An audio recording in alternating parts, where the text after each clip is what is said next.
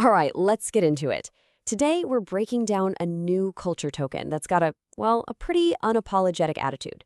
It's called Screw Love Coin, or $ SLUV, and it's built on a simple and kind of savage premise. Okay, so right off the bat, you get the vibe, right? No heartbreaks, only hard wallets. I mean, that's a statement.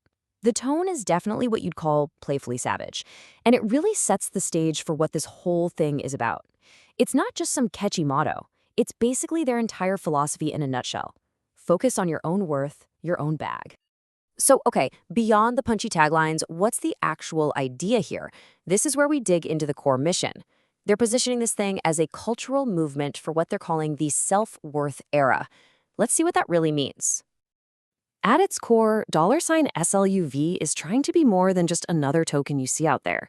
The whole philosophy is about rewarding stuff that actually builds you up, like self-care, having a sense of humor when things get tough, and just hustle. It's basically the anti-sappy coin, a statement that's all about tangible, personal value, not just idealistic fluff. Now, this is where it gets really interesting for me. The project has this ambition to be more than just a meme. They're trying to tackle a real problem that creators and their communities face all the time. So what's the why? What's the real purpose behind this coin? So they're basically tackling two big problems we see all over the space. First, you've got fan exclusion. Think about it. Communities are the ones who power the culture, who build all the hype, but they almost never get a piece of the pie. And second, the utility vacuum. So many tokens out there that, well, they don't actually do anything. SLU's solution? Turn that fandom into real ownership and back it all up with tangible value right from the get-go. And the key to that tangible value is this thing they call the RWA trust layer.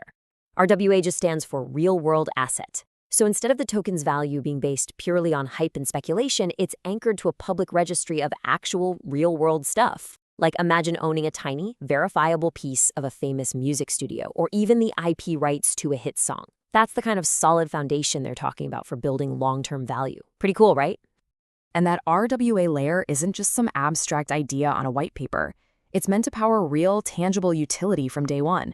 We're talking about actually using your SLUV for stuff like getting discounts on exclusive merch drops, or using it as a seamless way to pay at community events and with partner businesses. You could even get access to verifiable NFTs that are tied to actual cultural artifacts, and even fund community grants just by staking. So yeah, actual use cases. Okay, so how is this all structured behind the scenes? Let's talk numbers. The tokenomics of a project are absolutely crucial. They tell you everything you need to know about its priorities and, honestly, whether its promises line up with its actions. So just look at this breakdown. A combined 60%, that's a huge chunk, is dedicated to the community and the treasury. And that treasury slice is super important. That's the money that's going to be used for operations and, get this, for acquiring more of those real-world assets we just talked about. The idea is to constantly be strengthening the foundation of the whole project. All right, let's dive a little deeper for a second. We've got a total supply of 1 billion tokens, and it's on Ethereum. But look, the most important details for building trust are right here at the bottom. The team's tokens, they're locked for a whole year, and then they're released slowly over the next 3 years.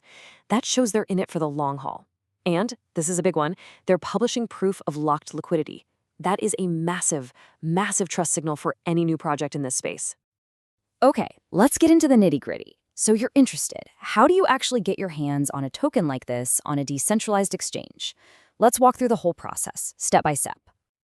It's a pretty standard process, broken down here into 6 key steps. First things first, you need your own wallet, like MetaMask or Coinbase wallet, and you'll have to fund it with some ETH for the swap and for gas fees.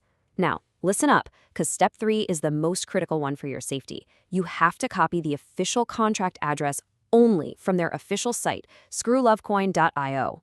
After that, it's pretty straightforward. Connect to a DEX like Uniswap, swap your ETH for SLUV, and then add the token to your wallet so you can actually see your balance. Simple, but you gotta be careful.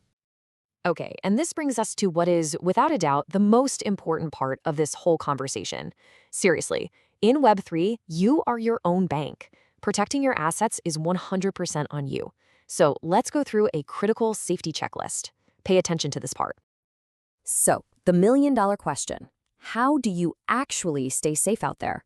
This is the first thing you should be asking yourself before you even think about connecting your wallet to any project, new or old. All right, here are the absolute non-negotiables. First, only use official links from their website, screwthevivecoin.io. Bookmark it. Don't trust Google searches. Second, I've said it before, I'm going to say it again, always verify that contract address. Third, never, ever, ever share your seed phrase or private keys with anyone, for any reason, ever. Also remember, the real team will never DM you first for support. That's always a scammer.